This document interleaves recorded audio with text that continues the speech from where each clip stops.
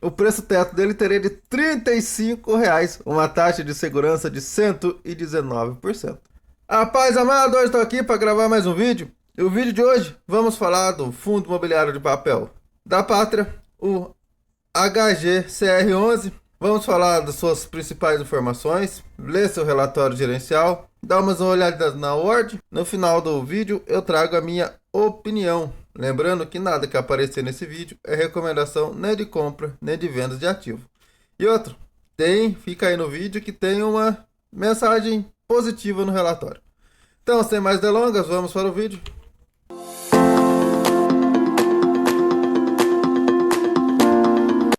Relatório referente a junho de 2026. Informações gerais.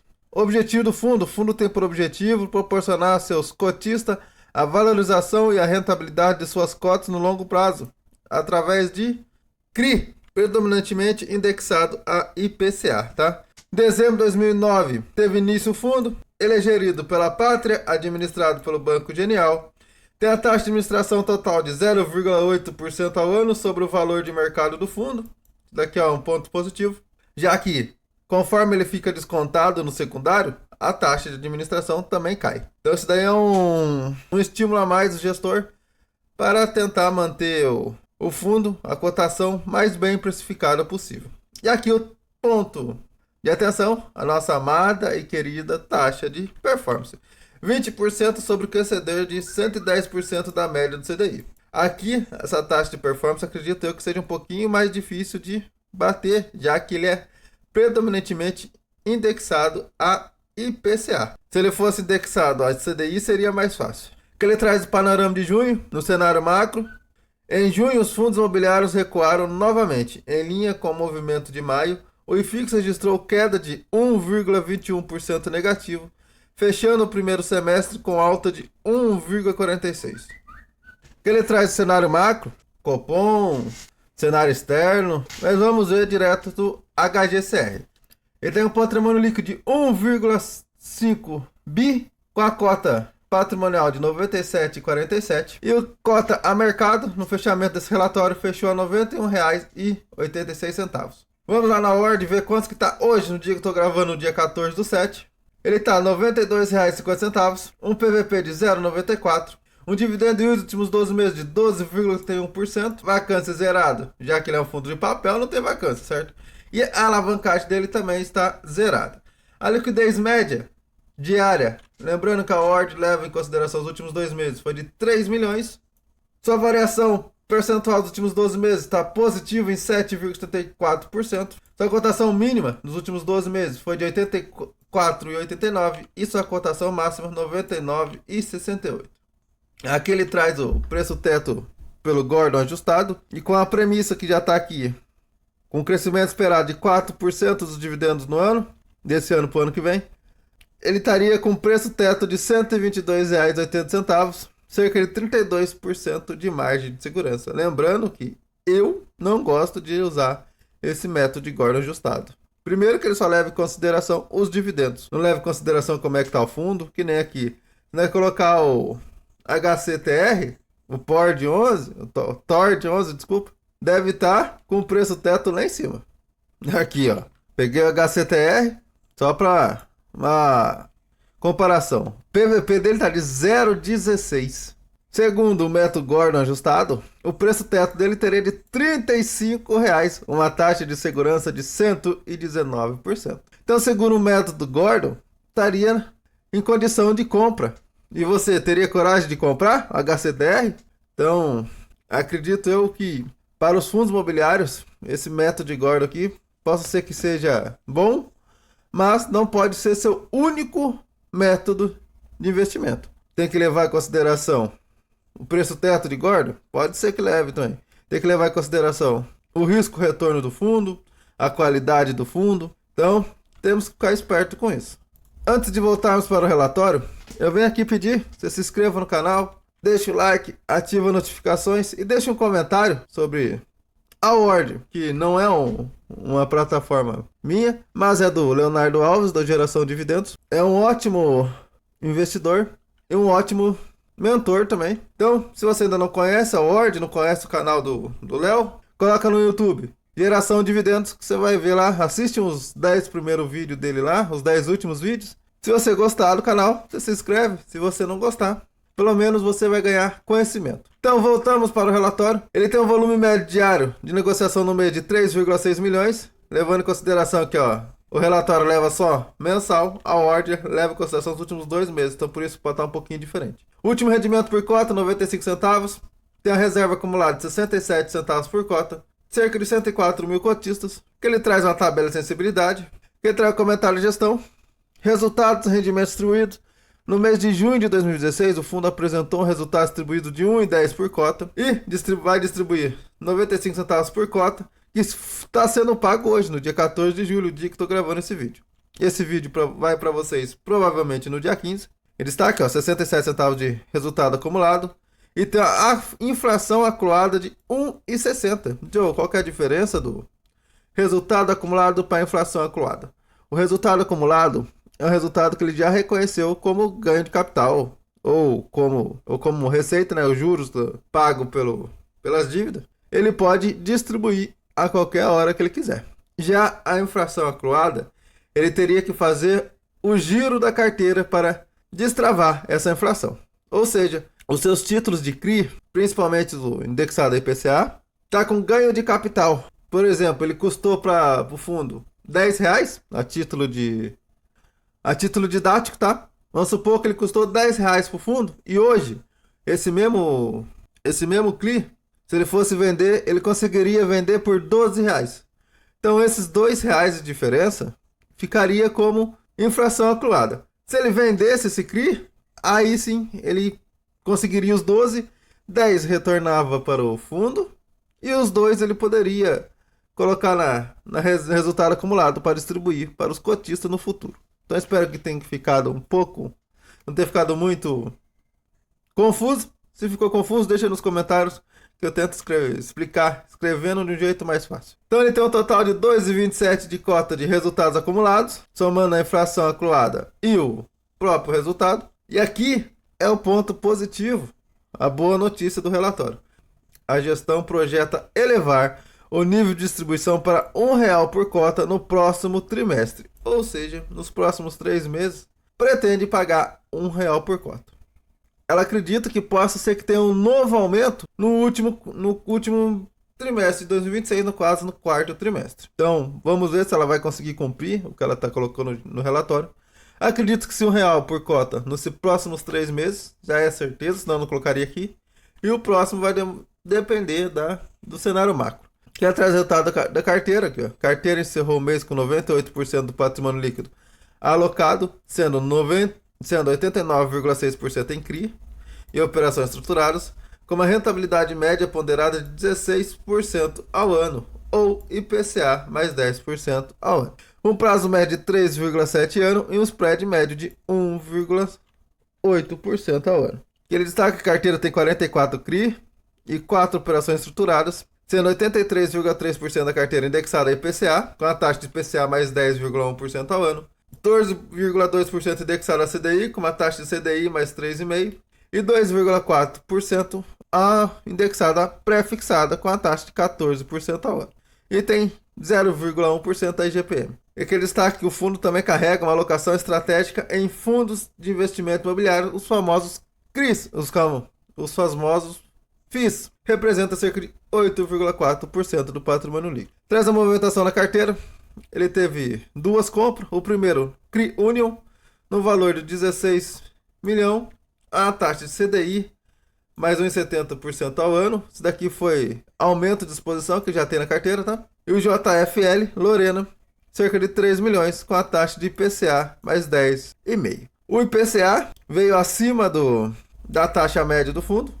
Já o indexado a CDI veio abaixo. Que ele também destaca movimentações de venda. Ele teve 2 vendas com prejuízo. A primeira, CRI Globo, cerca de 5,6 milhões foi vendido. Teve um prejuízo de 3 centavos por cota. E o segundo, 2 milhões do CRI GPA RBVA, teve um prejuízo também de 2 centavos por cota. E aqui corrobora um pouco com o que eu expliquei sobre o destravado da inflação acumulada. Ele teve cerca de 21 milhões do CRI Almeida Júnior. Então ele vendeu 21,9 milhões do CRI Almeida Júnior e já recomprou o papel que ele vendeu, visando destravar saldo de inflação acumulado no papel em montante equivalente a 13 centavos. Então, daqueles 67 centavos que ele tem de inflação de resultado acumulado, que era 67 centavos que ele tem de inflação acumulada, de resultado acumulado, 13 centavos veio decorrente dessa movimentação que ele fez. Que ele vendeu o CRI Almeida Júnior e já recomprou, assim destravando a inflação acumulada, gerando lucro, e esse lucro ele colocou na sua reserva acumulada. Que destaque também teve um resgate antecipado do CRI WTC no volume de 8 milhões. Destaque que o fundo terminou o mês sem operações compromissadas. O que é operações compromissadas, John? No fundo de papel, é a mesma coisa da alavancagem do fundo de tijolo. Então ele está zerado de alavancagem e não teve novas adições na watchlist. O que é a watchlist? É os CRIs que geralmente deu problema no fundo. Que ele traz a rentabilidade. Ele tem uma rentabilidade negativa de 4,8%, enquanto o IFIX teve uma rentabilidade negativa em 1,2%. O CDI bruto teve uma rentabilidade positiva e o IMAB também uma rentabilidade negativa.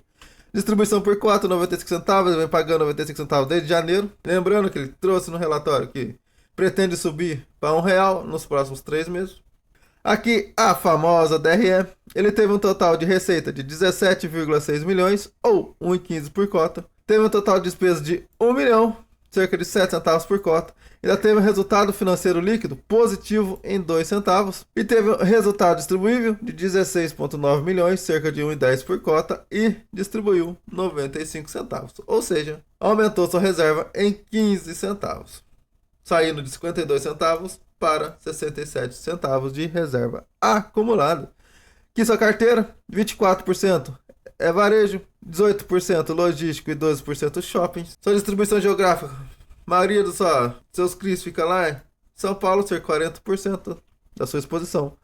A distribuição por CRI, a principal, Mega Model com 6,6%. Almeida Júnior, Série 2 com 6,1%. Nós vamos ver que na Almeida Júnior a exposição é maior. E o FI Corporate Crush, 5,1%. A distribuição para LTV, cerca de 60% do LTV está entre 0% e 50%, então até 50%. Isso quer dizer o quê? Que as garantias representam o dobro do valor do ativo que ele emprestou. Por exemplo, se ele fez uma dívida para um inquilino, para um cliente de R$100, o valor das garantias dele representa, desse ativo, né, no caso dessa dívida, representa R$200. Então, quanto menor o LTV, mais seguro seria a operação.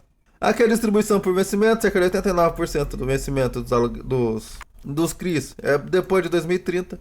Em 2027 tem cerca de 4% vencendo. Em 2026 não tem nada. Alocação por indexador, como nós já vimos, 83% IPCA, 14% CDI, 2% pré-fixado e 0,1% em IGPM. Aqui ele traz detalhamentos dos ativos. Nós vimos que ele tem 44 CRIs, mas aqui tem um ponto de atenção que eu falo em todos os fundos imobiliários de papel que eu analiso no canal. Muito cuidado com CRIs diferentes para o mesmo devedor. Aqui, os 3 principais posições seriam o Mega Model com 6,6%, Almeida Júnior com 6,1% e Léo Madeiras com 4,7%. Mas aqui eu destaquei em azulzinho, ó, tem um CRI do Almeida Júnior, mais outro CRI do Almeida Júnior e mais outro CRI do Almeida Júnior. Eu já fiz as contas. No total, a sua exposição no Almeida Júnior é de 10%. Mas, Joe, aqui ele só traz que o principal exposição seria 6,1%. Mas o inquilino, o devedor, né, é a mesma empresa. Se ela abrir falência, no caso aqui seria um shopping center. Se ele abrir falência, vai ficar inadimplente os 3 CRIs de uma vez só. Ou seja, vai tomar uma bordoada logo em 10% da carteira. Então fica muito esperto nisso, não somente no KNCR, no HGCR, desculpa, mas em todos os fundos imobiliários de papel que você tem na sua carteira ou que você estuda colocar na sua carteira. Outra aqui, o Scala tem o Scala 1 com 4,2 e o Scala 2 com 1,1, ou seja, é 5,3. Se você olhar aqui, vai ter mais CRIs repetido. Então, muito cuidado com isso. Tirando isso, ele é bem pulverizado, bem diversificado. Só um pouquinho ponto de atenção com esses dois, por si só, que já está acima de 5%. Aqui ele traz essa carteira de alocação dos fundos imobiliários. Sua principal exposição é o GARI 11 com 2,9%, SPVJ com 1,7% e o Canip 0,9%. Desses três aqui, eu só não conheço o SPVJ. Se você conhece, deixa aí nos comentários se é um bom fundo imobiliário. A alocação, como nós já vimos lá em cima, é cerca de 8,4% do PL. E essa alocação em FIIs vem diminuindo. Desde dezembro de 2025 ela vem caindo. De pouquinho em pouquinho, sim, mas vem caindo. Então já foi de 9,3%. Hoje está em 8,5%. Na verdade, 8,4%, né? Que ali está arredondado. Aqui seus números de cotista. Teve um leve aumento de 104 mil para 104,2. E aqui a Pátria traz ela em questão de gestora. Então, minhas considerações finais. Fundo de papel descontado. Pagando mais que 1% ao mês. Esses preços. Ponto de atenção. Seus CRIs repetido para o mesmo devedor. Então, isso daqui tem que ficar esperto. Nós vimos ali que o Almeida Júnior representa cerca de 10% do PL e não apenas 6,1% que está descrito no primeiro.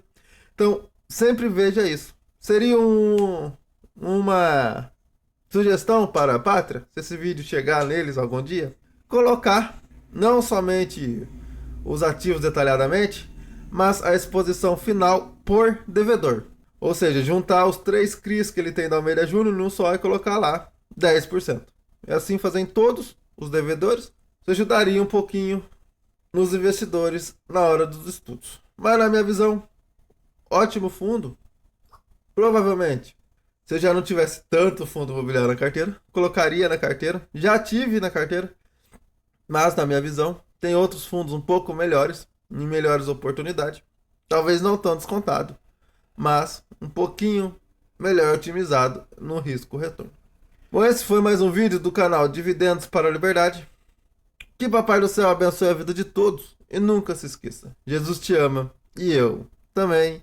Lembrando que nada que apareceu nesse vídeo é recomendação nem de compra nem de venda de ativos, tem apenas o caráter informativo para auxiliá-los nos seus estudos. Se você chegou até aqui, primeiramente, meu muito obrigado. Se você é novo no canal, seja bem-vindo. Não se esqueça de se inscrever no canal, deixar o like, ativar as notificações. E deixe um comentário sobre o HGCR11 ou algum outro fundo que você gostaria que eu analisasse. Eu sou o Joe e até a próxima.